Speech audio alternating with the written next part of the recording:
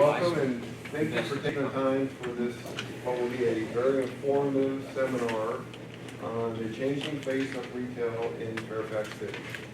So I'm Bill Pittsford. I'm with Fairfax City Citizens for Smarter Growth and a long-time resident of Fairfax City. All the way back to Frost intermediate days in Woodson High School, college, moved around, went all over the country, and then found my way back here. And one thing I've realized is what a special place Fairfax City is.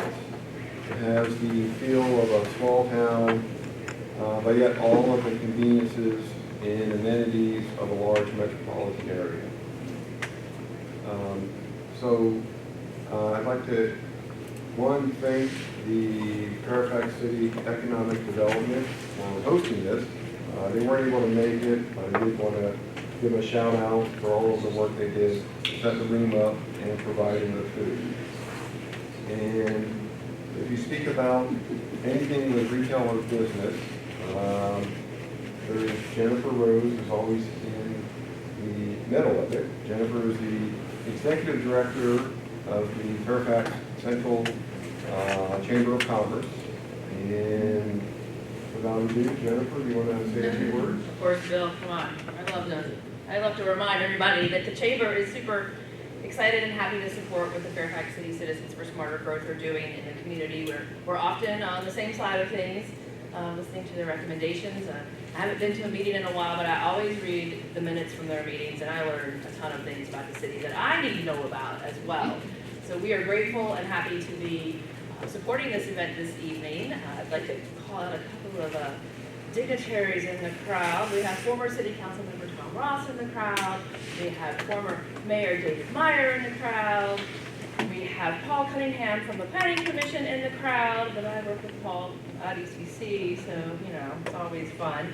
And then, of course, we have Mayor Catherine Reed with us today. So thank you so much. We also have Tommy Soleymani here, who does a lot of cool stuff, working with the businesses in the city and helping solve problems and answer questions. So, Tommy, we're glad to have you with us here. He's our hometown success story. He is a hometown success story, no doubt, hometown boy. So we're happy to be here. And now, I'm going to introduce Patrick, our moderator, and I know Patrick through so many hats. So Patrick's with the Costello College of Business at George Mason University, but I'm going to read the proper title because I do know him through the EDA Commission, but he is the Associate Dean of Outreach and Strategic Engagement, MC extraordinaire, and panelist moderator extraordinaire. So Patrick, I'm going to turn it over to you, and you guys enjoy the forum. Thanks, Jennifer. Good evening, everybody. I appreciate that introduction. I also have the pleasure, as Jennifer mentioned, sitting on the Economic Development Authority. And so I get to spend a lot of my time thinking about the challenges that the city faces.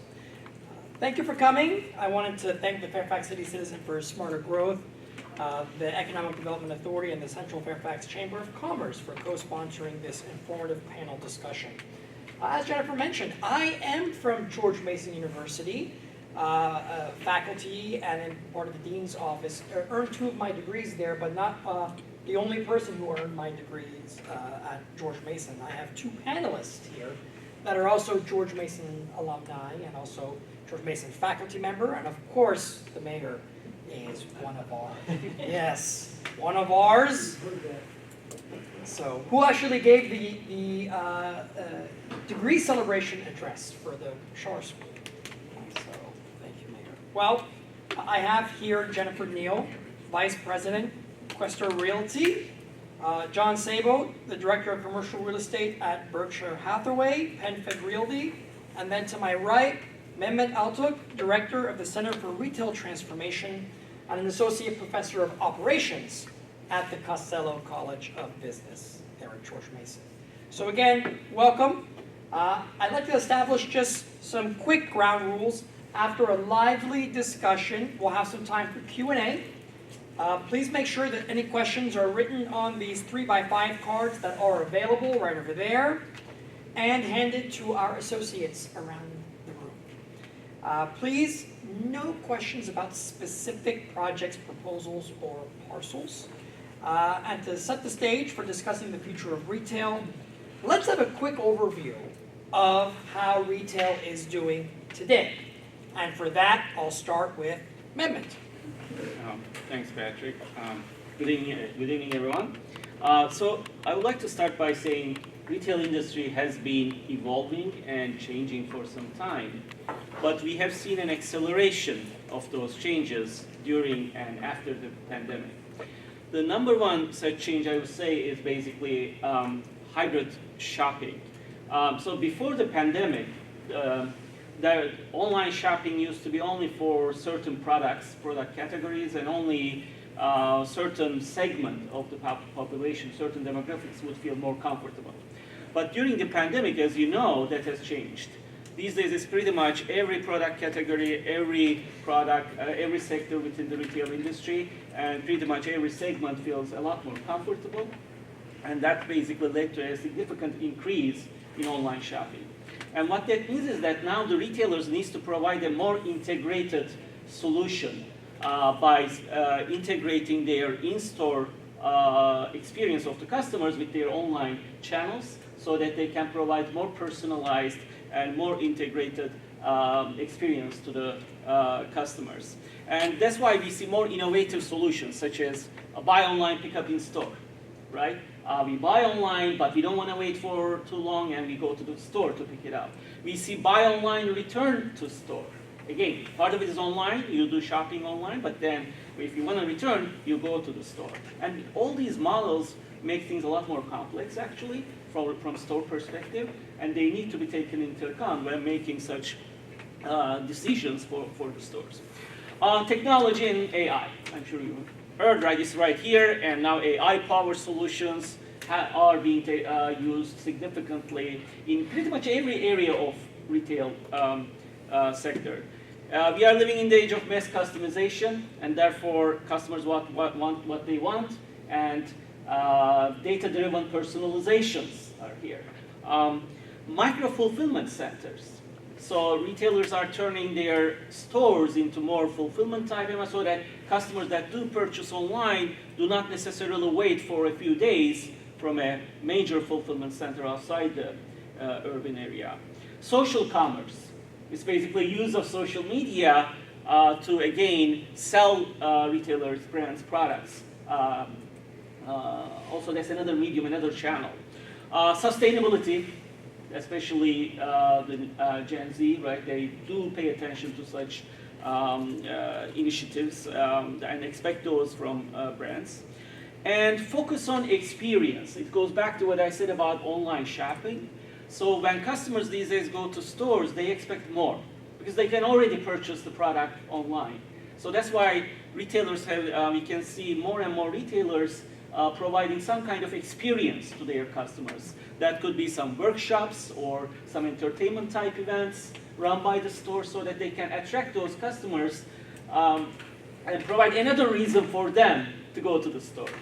And that also basically requires demand for speed and convenience. Some people call it Amazon effect because we used to be perfectly fine waiting for our online purchase for 5 days a week, right? But now we want it next day. So its convenience and speed is there, and that basically creates another challenge for online retailers. And finally, I would say, again, it's the impact of COVID-19 or the pandemic we went through, remote work. So a lot of people are working more remotely, and it used to be 5 days a week, but now that's probably a lot less for many of the institutions, companies, and that has implications on office vacancy rates. Thank you. It's really interesting to see some of the trends that are out here.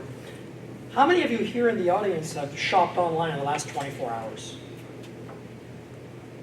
Yeah, not surprising, right? So if we could look to the panel and have a better understanding of, now that we heard about what's happening generally with the trends. John, we'll start with you. How does Fairfax City compare? So I think it tracks similarly. Look at Amazon Fresh here. That their business plans evolved to consumer tastes over the last year and a half. I do know a lot of people buy online or shop online and pick up there. It's same way with other grocers. Giant Food's the same way as well. Any other stores that offer that, maybe my generation shopping online, I do it begrudgingly, but I do it.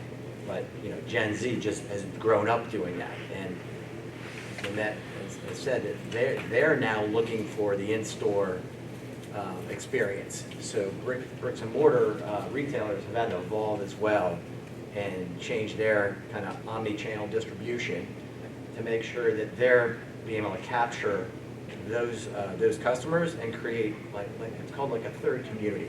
It's like you have work, play, and then where you shop could be another social network for you, where you start to develop relationships and form that community, whether it's through workshops or seminars or just trying on clothes, whatever it is they offer. So I've seen our stores having to evolve to stay competitive, because if it's not Fairfax City, the competition from Vienna, Falls Church, Arlington is severe. And then we can talk about demographics, how they play a role in a little bit, but that's to me one of the biggest drivers in how do you stay competitive. Jennifer, I don't know if you want to add. I deal a lot in the, I say more eclectic startup retail, and that has changed. It used to be more traditional retail, people wanting to sell things, bake cupcakes, sell them. It's changed, and you really have to open your window of thought to, does that work? Will that work? The people who do the gaming card and the tournaments, and you're like, can you really make a living hosting these tournaments or providing that activity or experience? That seems to be more what I'm seeing is, yeah, it's not just what they can buy from the store, but what activity can I do at the store as well? Who's there? Is there a social gathering going on at the store, or a reason I could get more out of the experience? So that's what I'm seeing. It's definitely a change from just your traditional go to the store, buy what you want, go home. And we talked about a couple different things here. Are there other types of retail that are specifically expanding here in the city that you found to be surprising or not something you expected in the trends? Yeah, again, this almost like a do-it-yourself retail that has popped up in these small spaces where there might be somebody monitoring the store or monitoring the shop, but you go in because you want a particular experience or you want to do it yourself activity. I have a self-portrait studio, which again, you have to think outside the box, like, is this going to work? And these folks, they love it. They like to go in, they want to, for their social media, show themselves doing these things, live streaming it, adding it to their content, showing their self-portrait day or the day that they went and made all the party favors for their wedding, because you can do that there too. It's really, really unique, very eclectic things going on, especially in the Old Town section of Fairfax. Yeah, we had placed Hammer Zone, which is a baseball training center, and the Fairfax Circle Shopping Center on the backside. So, and if you know that shopping center, for years it was underserved. It's in and out of the businesses in and out of there. There's a Tuesday morning that it went out of business, and it was vacant for a long time. So this is a true destination use. It's so they have batting cages set up. It's really cool if you want to drop in. They've got 12,000 plus square feet. They've activated that whole backside.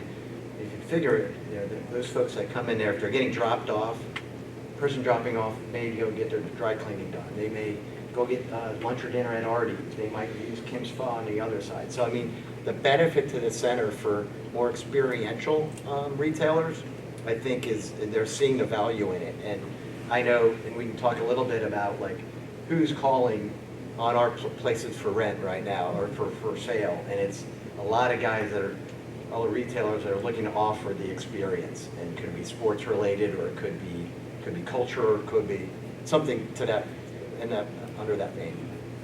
And let me add something to that. Again, nationally, we see, going back to the experience, we see a lot more wellness centers, Yep. right? And then restaurants, the whole experience, family-friendly restaurants, right? And boutiques, right? So that we have seen more of that trend nationally, and I'm sure we are seeing that also here. And being that the city is trending with what's happening nationally, it's what you may expect, additional calls, on those sort of areas. You had mentioned that there's a little bit of a difference in Old Town Fairfax and the vibe and what we're seeing there. Maybe Jen, we'll start with you. Why is retail, for example, in Camp Washington and Pickett and Main so different from Old Town? I think it has to do with the residential demographic, more or less. It seems like the Main Street Pickett area, that's more driven by the residential around it, whereas Old Town Fairfax, well, also the space that's available too, because Old Town Fairfax, you're using historic buildings, and people are creating retail space out of maybe basements. What used to be, very undesirable spaces is now desirable because it might be the only retail or the only properly zoned space for their business or that they can afford. So that's part of it too. I think it's just what's available for their location or for them to locate. The Old Town, as we know, kind of offers that Old Town feel, right? Of being able to park or just walk around and meander in and out, go get lunch and kind of spend your afternoon on a weekend, that a lot of towns have. And I know ours is constantly evolving, and the courthouse and some other things that might develop and add to the density, you may have a change in the retail offerings as well. But also, and what they can afford, because shopping centers, like you said, shopping centers are full. And those are kind of the mid-sized space. You've got maybe 1,000 to 2,000 square feet. That's a nice size for somebody. But then there are the startups that can't afford to jump right into that space. So they're looking towards the Old Town area, to these really unique historic buildings. Maybe there's a small space I can start out in, see if this idea I have of running a trading store, with the Magic the Gathering card tournament, see if that'll work. And then lo and behold, it grows. It grows from that one-room startup space to something bigger, and now they're in the shopping center like Old Town Village. Driven by initially price point. Price point, yeah. Price point. We think of drivers being price point, and we think of other things that are happening that may not be directly tied to retail, but indirectly sort of influence it. Mahmet, what are we thinking in regards to office space, the use of office spaces changed? Are we seeing potentially a correlation of office space and the impact on retail? Yes, definitely. First of all, because office vacancy rates has increased, these days offices, businesses have a lot more options. They can demand higher quality office environments, buildings, and choose. Because if you look at it from their perspective, they need to attract their employees to the offices. That's the main purpose, right? And in order to do that, they want to be closer to the retail areas, make it more walkable, right? So that's one. On the other hand, there are things that can be done, which I assume that's a different topic, with the office, existing empty office spaces, right, vacant. And that's another area to look into. But how can you utilize those? Do you need to make those, turn those into residences, or can you utilize them as more industrial warehouses that could help with online shopping, or maybe data centers, right? Those are getting developed, mostly especially for these areas. Right. We have seen data centers pop up everywhere, Right. especially in But- cloud and some other areas. But they're not that different, I would say, compared to the national trends when it comes to office vacancy rates and what we are seeing across the nation. I think we're doing a little better. Better? Yeah. That's good. Yeah, and I do, and so that's interesting because we're seeing the city doing a bit better than bucking some of those trends. And, we talk about some of the reasons. Are there others that stand out of the city bucking that trend and Sure. what those factors are? Look, Mason, you've got the courthouse, you've got the proximity to DC. All of those help contribute positively. Improving demographics over the last 5 years. Also, just lack of general supply, retail supply in neighboring towns. Construction costs have gone up so much post-pandemic, 30 to 40% for retail construction, which has precluded a lot of new builds, right? To get the financing in order to pull the project off. It just, I think last year was like the smallest or the fewest amount of retail square footage added nationally in like decades. So it's really impacting. So that means there's a demand supply inequity right now. Like I just updated what was on the market here. It's all small, as Jennifer said, it's all smaller inline space that could already be leased, it just hasn't been updated. I think Mahmet is right, that people, because there's a lack of new construction, Yep. and the cost may be prohibitive, they're looking at, well, could they take an older building and rehab it, or turn it into something that would then be retail or flex use? Yes. Yeah. So let's say that I was, had an interest in opening up a shop. What are some of the steps that you all are seeing retailers go through as they're looking at site selection? National guy, regional? small? I would, yeah. From what you're seeing, what are your primaries? Are you seeing national players? Are you seeing more mom and pops opening? Okay, I'll speak specifically. For example, I have the 29 Diner on the market, right? That property, right? So it's been a lot of folks locally looking for restaurants. A lot of, you name the different theme, I fielded that call. So it's a lot of local folks. I've talked to some larger national groups that just for whatever reason, whether it was demographics, whether it was, the traffic counts are 40,000 cars in either direction, so those are pretty strong. But for whatever reason, I think this market, from what my experience is, it's been local and some regional attraction.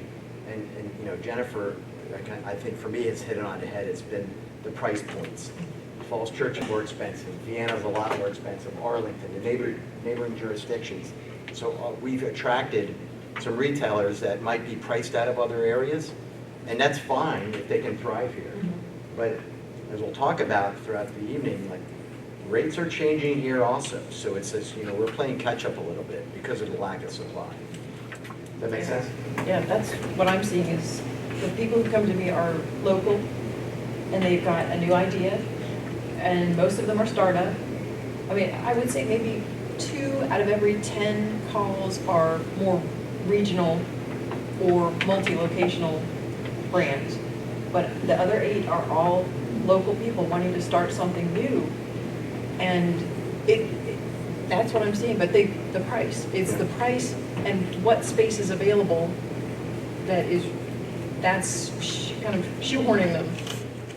If there are 20 more spaces available for restaurants today, we could lease them. Yeah. Literally in a week. Yeah. No hesitation. There's so many folks looking to start restaurants, Mm-hmm. whether it's their second concept, their third one, or fourth, where they just want to start something.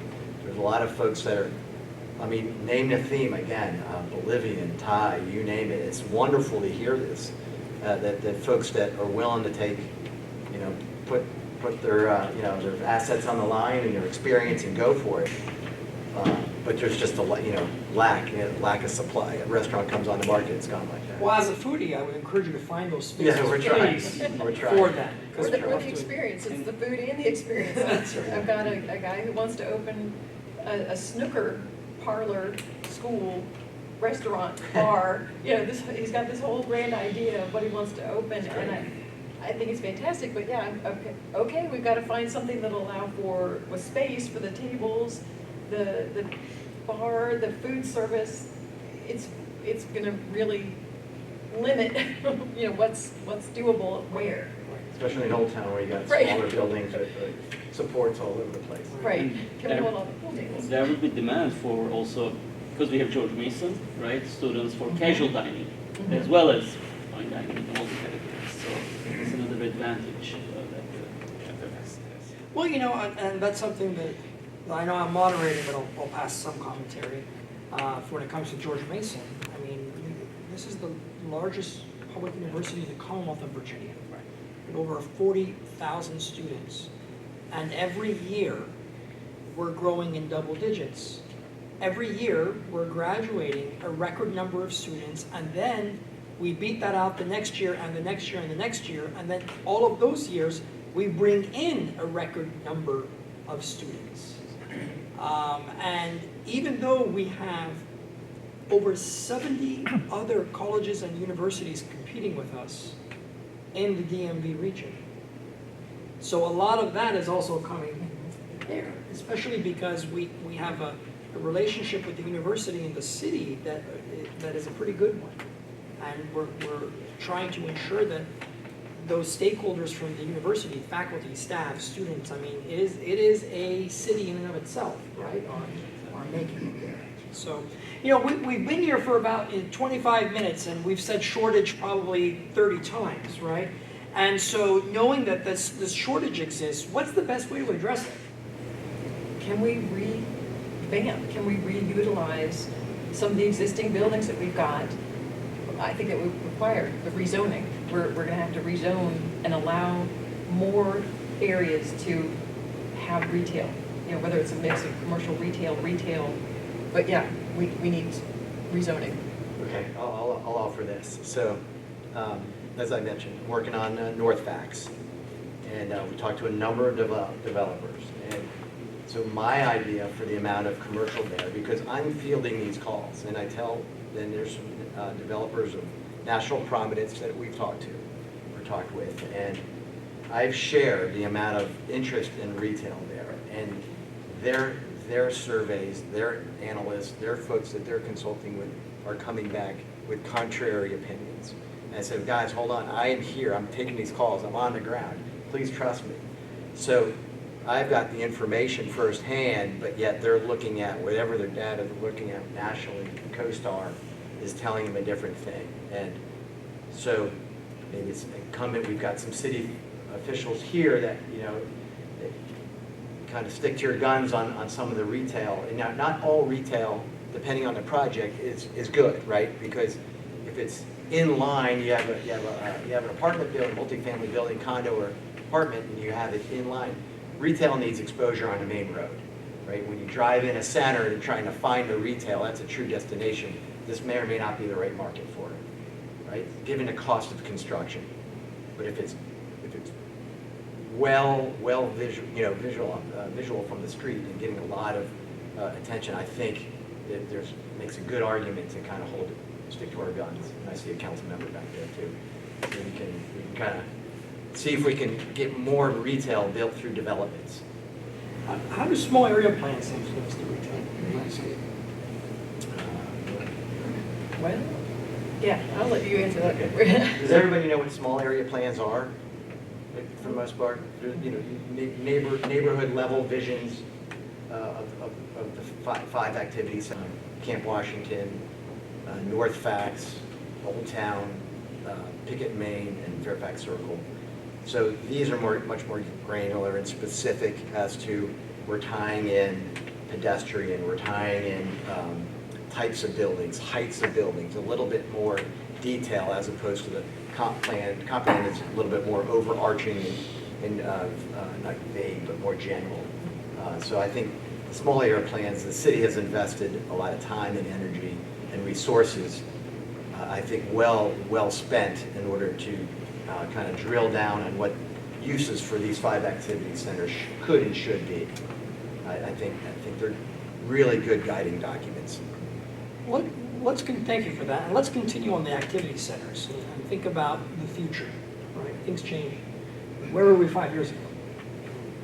Mostly in our houses. Yeah. But when we're thinking about the future of retail and these activity centers, where do we think we're going to be in 5 years? I think we're going to see a myriad of new and different, and maybe they won't last, not all of them will, but I think some of these ideas that people are coming up with that they want to at least experiment and try, some of them are going to take off, and they're just not what you would expect, just like the snooker parlor, just like the pickleball, you know, things like that that are, I think we're going to see a lot of changing activities, not, you know, who's the bowling, you know, when was the last time we went to a bowling alley? You know, all the stuff that we grew up with, all those activities not all of them are going to survive the next generations of consumers. And they're looking for their own thing, the card gaming, the Dungeons & Dragons tournament centers, which I still don't understand. We used to do that in our basement, but they want to, you know, this is a business. You go and you pay to play, which is, yeah, that's what I'm seeing. Yeah, I think some of the older retail that, like so Hammer Zone, I'll go there again. They couldn't raise the ceiling because it's a major shopping center, but they had to clear out a bunch of the utilities, take everything out and put it back in and kind of raise the ceiling another 1.5 to 2 feet in order to give them the height. So that's another thing with older retail, that the floor heights just aren't there like they are today in newer builds. So again, I go back to experiential. Yeah, so sports uses and the mag. So also part of it is retailers experiment with certain things, right? Practices, technologies. For example, we were talking about it earlier, the checkout process, doing the checkout without cashiers, right? Seemed like a great idea, but now these days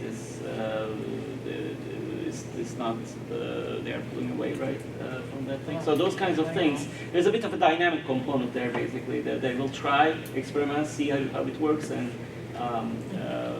proceed accordingly based on the outcome. I have been using the self-checkout on Amazon. I haven't. Just going out with a cart. I don't think you can do it anymore. I may be stealing if I do that. I think every time I went there, I had an incorrect item in my cart, and it took me more time to try to fix it. So I just said, bring back the cashiers. Well, let's talk a little bit, because a question had come in, and it's also on here. Let's talk about Scout in the Circle. And so, starting with, how does the retail that is there now compare to what it was before Scout in the Circle?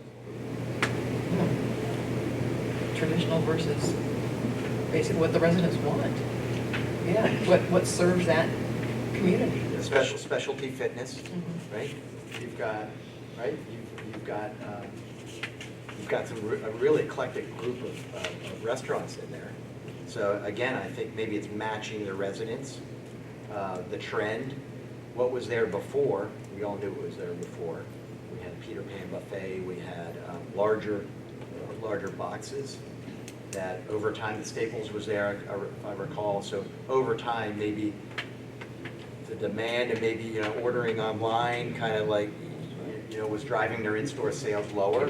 So I think right, reutilization based on what the people next door want. Yeah, I missed the bike shop, but other than that, that might come back in some way, shape, or form. But I think what's there is representative of what the demand is right now. And how do we think that may influence future retail development in the city?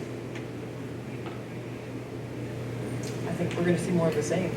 I think more people trying to experiment with new ideas, new activities. What does this next generation want? What do the folks who live in this building want? Are they the older demographic that would like the traditional retail to stay and remain, or are they more experimental? Yeah, and as she said earlier, they may not all survive. We may see some turnover in the next year or two, but moving forward, I think if and developers like to land a tenant early in the process to justify the design, get the financing, whatever they else need to line up. As we've seen elsewhere in the city, maybe some projects not come to fruition until they've landed that big tenant. So I think you're going to see some better funded sports groups that are going to like the bigger space, higher ceilings, but also bring a lot to the area because the folks go out to eat afterwards. Bars, restaurants, dry cleaners, all these other things that can kind of work off of a flagship. And it may not be a flagship because not every shopping center is grocery anchored. They're just not. There's only so many to go around. And we have to also think about these other trends happening. For example, earlier it used to be more you either eat outside or at home. Now the food delivery, right, is very common. Platforms like DoorDash are doing a great job, and their agreements with restaurants, right? So when we say restaurants, right, we have to think not only the in-store experience when we go out there eat, right, but also their capability to deliver to houses. And then transportation is changing, right? Car ownership is declining. these are initially you may think of like separate industries, right? But if you think it could have an impact on the retail industry because demand for parking spaces would go down, right? And how customers come here and again make use of the retail spaces, that could change how much time they spend. So these are, I would say, more macro level things that one has to maybe think about to understand its impact on the industry. And you bring up an important point when we think about pedestrian-friendly practices. When we think of Fairfax City, how does that influence the retail development that's happening? Tremendously. Yeah, downtown, absolutely. People who come to Old Town Fairfax for courthouse, Mason, or whatever their reason is, they want to be able to park once and walk. Because that's, yeah, like you said, parking is a premium. They would like to be able to park their car and be able to walk wherever they need to be for the rest of the day, so they don't have to worry about moving their car or trying to find another parking space. Absolutely, but I want to go back to what you were saying, Mahmet, about the delivery, because I think that is another part of this changing face of retail. You still have to use a locksmith. You still need a dry cleaner. These things that were typical traditional retail, they've moved to, they can get by with a very small actual bricks and sticks location, and they're more come to you. That's what everybody wants. They want, well, can the locksmith, can he come to me? Or can the dry cleaner bring me, pick up and bring me my clothes back? That's a difference that we're seeing. But They what don't, they need is parking for their vans. Yeah, yes, That's what they yeah. need, right? Because a lot of these places are dying to keep their employees, like they can't take them home, their vehicles, so they need Yeah, the overnight premises parking, absolutely. So thinking about another question that kind of come in earlier, what incentives are being given to businesses to have them locate in the city? And we're talking about this. Yeah. So through the Economic Development Authority, I know they offer facade improvement grants. There's other grants that are offered. Mary can talk about that. The city was part of, this is not retail, but in a way it is retail, because Nova Labs came from Reston, and there was a package offered to them that they took advantage of in order to bring their whole operation into purchase a 40,000+ square foot building on Germantown Road. And they're a membership-based 500+ members and growing. So they're bringing all these folks into the city. It's a true activity center within an activity center. And there's also, they have an incubator hub of, I believe it was 10 or so companies, of folks that are, because it's a makerspace. They can make things on premises and sell them through Etsy or whatever online presence they use. But it's also helping hopefully incubate companies that'll end up needing space here in the city. And then you go back to, well, where could they go to? So that's another question on another panel, is the shortage of that type of space that could be real flexible, right? It talks about what Mahmet said about having the ability to maybe retail in front and their storage in back with a warehouse. Flex space. Excellent. Are we seeing any particular interest from companies overseas that are looking to establish retail out in Fairfax City? I'm not. Okay. So I do, yes. I know through EDA partnerships that they are talking with companies in other countries in Europe, and hopefully that generates some interest here. It could be more office than retail, but I do know we have a very international area. I do know the folks that I take calls from, and they're from everywhere, and they're willing to open it. They want to open up a business here, whether it's here or Falls Church, or whether what's driving them here is what's available, right? And for both of you, John and Jennifer, we brought up the EDA a few times. What processes do you go through working with an organization like the EDA that you think benefits attracting businesses here? I will have to defer more, because I think really the problem I run into, I don't think it's really an EDA problem. It's more, Well, I guess long-term, overall, it is the zoning. It's always the zoning. Just, you know, we want to bring them in. We want these businesses to come into the city, but can we accommodate them? And without going through, you know, a really expensive rezoning process. I'm going to come back here a second. I'm going to piggyback off of her. So there, like a lot of folks want to open sports-related businesses here. I got a call from a volleyball group the other day. Training, like physical fitness, you know, soccer, name the sport. But it's finding that zoning category that fits them for a quick and entry is very difficult, right? So it usually requires another step in the process, a public hearing or the support of zoning appeals submission. So perhaps like tweaking or looking at the zoning code to see how some of those might be able to fit, because I think we're seeing more of that. And so back to the EDA. EDA, I'm a former commissioner and chair, so I've very well connected with them still, and I find it to be an invaluable resource for me. Double checking on demographics. They've been getting calls on any type of uses. I share with them what I have on the market. I send them my brochures, where there's a lot of collaboration between Chris Bruno and his team. And I find them to be invaluable, and they've helped guide me a little bit, especially on North Fax, looking at the overall arching, because I do live here, and although I do a fair amount of business here, I want to drive by the project and to feel good about what happened, right? And often I need input from them. That's helpful. Thank you. So before we start going to additional questions from the audience, one last one I want to ask. We talk a lot about who's coming and who may be coming. I am curious, what are some trends of folks who are leaving the city, and why? It's that traditional retail. Florists, you know, that used to be a thing where you'd actually have a florist and you'd walk into the flower shop, and they can now survive because they just need a basement. They just need some place that they can store the flowers or do the arrangements and then deliver. So again, it's that storefront, traditional retail that we were used to seeing that is changing. Those folks can move to the back. Yeah, they can, as long as they've got parking, Yeah. they can be in the back, because people still need them. They still need the locksmith, they still need the traditional retail.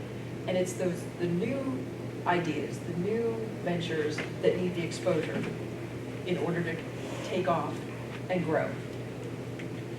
Look at, I think Fair City Mall is the prime example of the evolution of retail, right? If you look at how things evolved there over the last 2 to 3 years, and the change in retail mix is because they've got the space to work with, right? A lot of these smaller centers are just kind of shoehorned in, maybe 10 or 15, 20,000 square feet, that's it. There's a couple hundred square feet there to work with.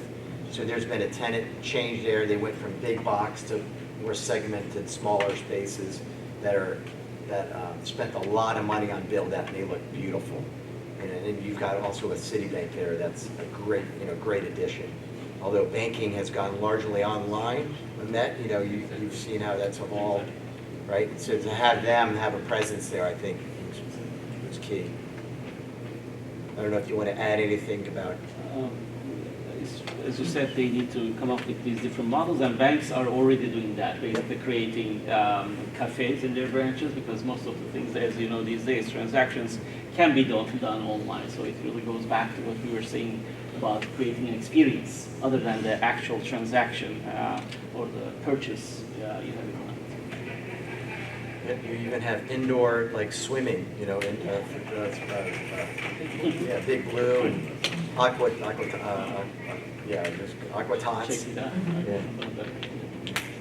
So you asked a question earlier about what folks are looking for. So demographics for me is a big driver. And I was going to highlight the difference in demographics between Fairfax City, Vienna, and Falls Church again, because I think for a lot of retailers coming here, that's what drives their decision. And Matt, I don't know if you've got some data on that you want to add, but there's a $20,000 difference of household income between us and Falls Church, and then, you know, we're 135,000 per year, and Vienna's over 200,000. So retailers, if you had a preference, would you go 2 miles away? Probably would. But ours are improving and changing.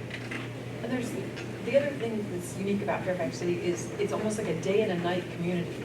The day is mostly courthouse driven, and it's all the offices. You see all the office users and the courthouse users. That drives the daytime economy. But at the end of the day, they're gone. You know, 4:30, 5 o'clock, they're gone. And then you get more people coming home, but it's more Mason. I find more of the college students coming out at night. So those are what's driving, who are they serving? So that makes you question, how can Fairfax City attract maybe residents from other areas like Vienna or Falls Church?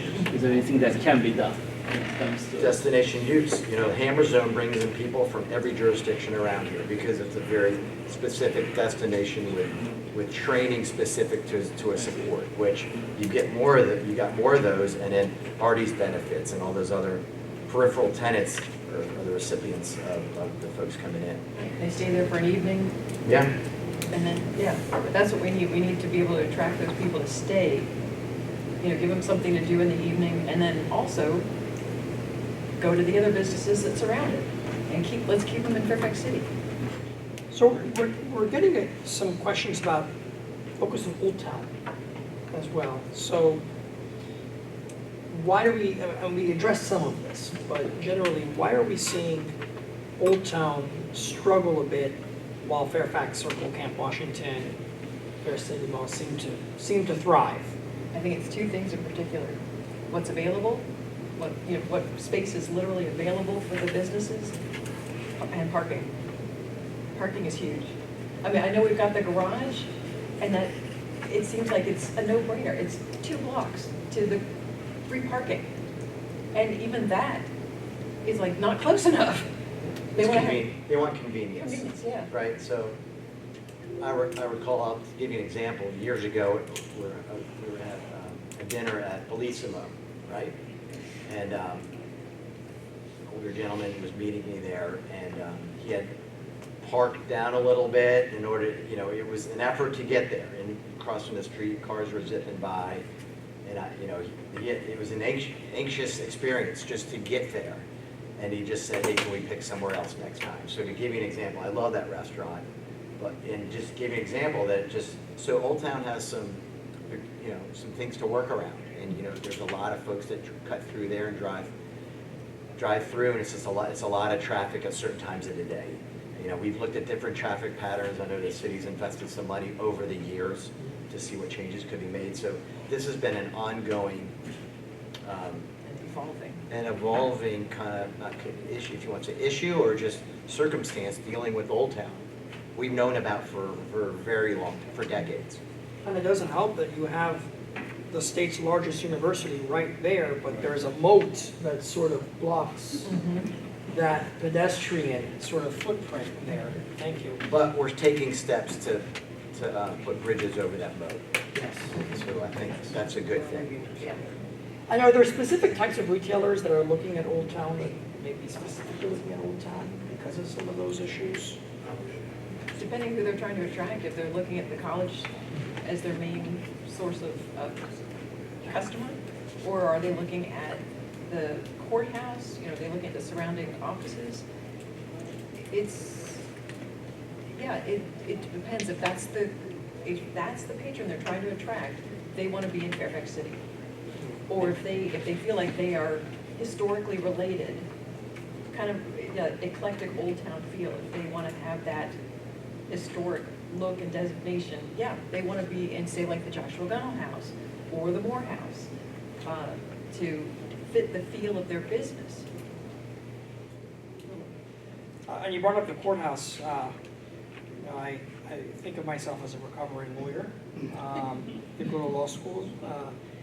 There's a lot more electronic filings and title searches that are being done online. I think that's an impact when we think of other venues, and a lot of law firms have located Tyson's and concurrent, and I'm seeing that here. Yeah, they don't have to be right across the street from the courthouse anymore. Right. They can go farther afield.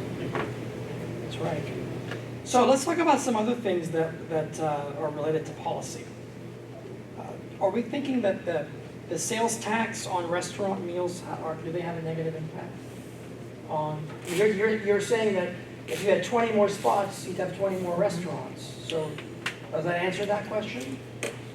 Yeah, but I think there is a point, right? So it's you know, you throw inflation in, tax, untaxed. At some point, the consumer has a breaking point. You know, we're largely insulated here, but let's see how the rest of this year rolls out, because all indications are that, you know, the rest of 2025 could soften a little bit. I've been reading, that's the latest projections, at least that I've been seeing, and we'll see how that affects it. You know, you could see a reduction in folks eating out. Right. Right now, it's been largely insulated. Mahmet, I don't know if you have. So yeah, I mean, the inflation was there, but it specifically affected grocery and restaurant prices, and that's here to stay. But the rate of increase has decreased. So, but looks like it will have some impact on outside dining. Yeah. I think, because I live here too, that I think there is a breaking point for people that they start saying, okay, that's enough. We're not at. But there could be also some cannibalization due to what we were saying earlier about home delivery. So instead of going out, the prices could be different for delivery prices, right? So some of it, because that demand could be shifting for delivery, food delivery. Do we feel like the city competes with our brothers and sisters in the county in terms of zoning? Well, Fairfax County has much more expansive space to choose from too. So Fairfax City is just limited with what it has to offer and what it can work with. So yeah, you know, if they can't find the space they need in the city because of the zoning, they're gonna go to the county. Yeah, there's different parts of that. There's the zoning and there's the zoning process. Right. So, I see a lot of city officials here. So the zoning process is never easy wherever you go, right? It just isn't. So I think that plays a big part in why some folks might choose a location. Another thing that I was thinking, drives can a locations- panelist ask a question? Absolutely. Well, first let me see what she was gonna say, and then we'll go to your This your is just question. an aside, just one other thing that drives location, it seems to be healthcare coverage. Some companies are very specific. For some reason, Chambridge Road is a dividing line for where the coverage starts and stops. And they're like, I need to be on the east side of it, or I need to be on the, yeah. So that's, for whatever reason, whether it's a regional or an area requirement, maybe they're a franchise, that could be their limitation because they have to be on a certain side or within a certain area. But yeah, it's like Blue Cross Blue Shield, Care First, for whatever reason, Anthem, Chambridge Road. So there's the That's Wise the Choice, the Wise Choice Health Alliance, the Virginia Chamber of Commerce put together a little over a year ago. Anthem is the provider, Mhm. but the line literally goes, Right down the middle. Cambridge Road is the line. If you're in Fairfax City, you're not eligible. You have to one off from Care First. It's a whole thing. Right. So that We're trying to could be- get Care First to participate, to make it easy and seamless, but. Because that seems to be a big determining factor, not just with the healthcare, but also the caregivers, like the in-home healthcare that work with them. They have to be on the same side with that provider. So zoning, right, is an area that, and the policies that are associated with it is an area that I don't know much. So Fairfax City, their zoning rules, are they, like, compared to Vienna and Falls Church? Are they restrictive or lenient? Is it comparable, same? I've heard both. I've heard both, especially Fairfax County versus Fairfax City. That's been the big argument, which is easier to deal with, which is easier or quicker to get through. And I've heard negatives and positives on both sides. Yeah, I mean, no process is easy, right? There are steps to go through, and it's defined how to go through it.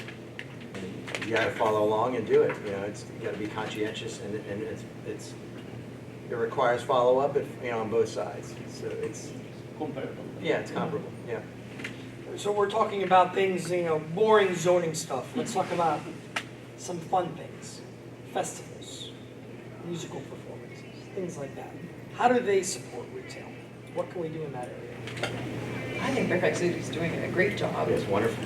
with all of the stuff that you offer, the events, I mean, the chocolate festival, the car show, all of those things, and the park that's downtown at, you know, Main and North for the get-togethers and bringing the vendors out. That's really huge for the little startups, the small vendors to get out into the community, set up their little tent and have people find them. You know, that's what they want. They want to get out there and meet the people and say, hey, I'm here. You know, I just moved in, or I just opened up shop, come see me. And I think they do a great job with that. Yeah, Rock the Block has really evolved over the last few years. I recall when it first started, it would be quiet afterwards. Like, it didn't seem like people would mingle and stay around after the actual concert was over. But like last summer, I gotta admit, I went out afterwards, and there were a number of places that were filled with patrons that had just left Rock the Block, which was, I think, the initial vision all along. So kudos to the city. I'm a big fan of all the festivals, and I think it's great. And a lot of businesses had tie-ons to the festivals, because I know like High Side Tie, they opened up a little beer garden in the back for people to continue. Come on, you know, hey, let's keep this party going, come on to our place. What things like restaurant week? That too. Yeah, love Restaurant Week. I think it's a great way to also And introduce the Yeah, businesses to people, yeah. get them to come in. raise awareness of our own citizens, because we heavily promote that, like with all the offerings we have here. And that could be one way to attract residents of other areas, Falls-Shore, Vienna, right, and doing it at different Yeah, times. come try a different Right, restaurant. at different times. Well, we've talked about some examples of unique types of businesses, but I am curious about, or actually the question that came in, what are some experiential retail in the area? Well, we've got the escape room, the Bond escape room. We've got hopefully, maybe we'll have a snooker parlor at some point in the near future. I mean, if we're talking about activities, the do-it-yourself self-portrait studio, if you want to go take your own portraits, if you want to go make your own favors for your bridal shower or your party or your wedding, the paint your own pottery, there's lots of things to go out and do and try. Yeah, I had a call from a group that they want an axe throwing company. Yeah. So, and they wanted to have a bar associated with it. So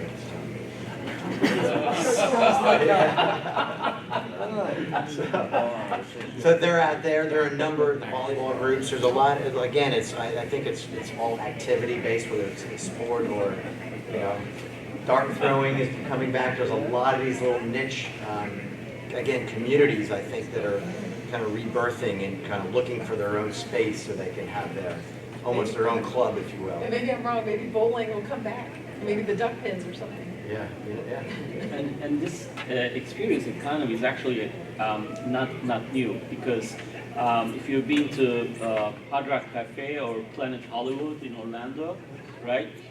It's not just dining there, right? You basically, the whole experience is immersive, right? They have the items used in movies is, you know, cars hanging from the wall, right? It's while looking around, if you're being in that, having that whole experience, and dining is only part of it. So, but now we are seeing this across every retail sector now. One other new experience that I think is driven a lot by the social media is people who need to learn, or they want to do something so interesting that it brings people to their social media. There's a gentleman who will be moving in soon. He started doing theater props, so movie props, theater props for plays, but he's gotten into teaching people how to do choreographed fighting. He actually taught Kevin Costner and, you know, some people for their movies, but now it's this social media. They want to do something neat or look, interesting, and so they're going to him now. And of course, they want to be filmed while they're taking the lesson, to have it content for their social media, something to post. We actually had, and this is a new one on me, somebody who wanted to bring in a film crew to video their therapy session. I said, I thought that was the whole point of therapy, was that it was confidential, but, I'm seeing more filming and more people asking for permission to film. We're going past, ghost tours, even the ghost tours. Some people want to film on the ghost tour that goes around Fairfax City. So, yeah, more social media content. I think a lot of those are all price-sensitive businesses, really price-sensitive. Oh, yeah, the Yeah, minute so- the economy, Yeah. yeah. Yeah, so I think they need to be within a certain range, and that's why maybe some of those in Old Town, some of the spaces in Old Town may be more appealing than, say, in Falls Church or Vienna. And just like any economy, if we see a dip in the economy, if, say, sales tax on food goes up and things like that, well, nobody's gonna be spending money on these kind of silly luxury experiences, because you don't really need them. That could, that's the wave that, may come Someone and may go. need axe throwing. Maybe so. And You drinking. never know. Drinking It's a is great always- combination. Yes. So, one last question here. Do we feel like there's sometimes too much of the same thing? Too much of the same business? Do we see a correlation with that and businesses that have failed? Too many of the same types of restaurants, too many of the same types of nail salons. Yes, especially when you leave the area and go somewhere and say, God, they have that there too. They have that there too. So, yeah, it seems like that. How many tobacco and vape shops do we need on Fairfax Boulevard? Things, yeah. No more. No. And I do get a lot of calls for that use, by the way, a lot of them. And landlords are starting to say no. So on one hand, you're restricting, more supply, so the folks that are already in business are going to continue to do well. So I don't know what you do there. But yeah, I do think a lot of landlords choose a tenant based on their credit rating and their financial capability. So that's why you might see these large franchises all over, and they're here, they're in Baltimore, they're in North Carolina, they're all over the place because they got the bond rating associated with it. A lot of landlords also have non-compete because they don't want to have too many similar users. They're just going to push the other one out, and that's not going to do the landlord any favor either. So they specifically want to have a variety of uses that will all help each other stay in business. Yeah, you can't have 3 hair salons in the same center. They're not all going to last. Well, thank you, everybody. We're right at 8:30. Thank you, John, Jennifer, Mahmet. Round of applause for our panelists here. I still see some cookies back there if anybody is interested. Thank you, everyone, for your time this evening. Thanks.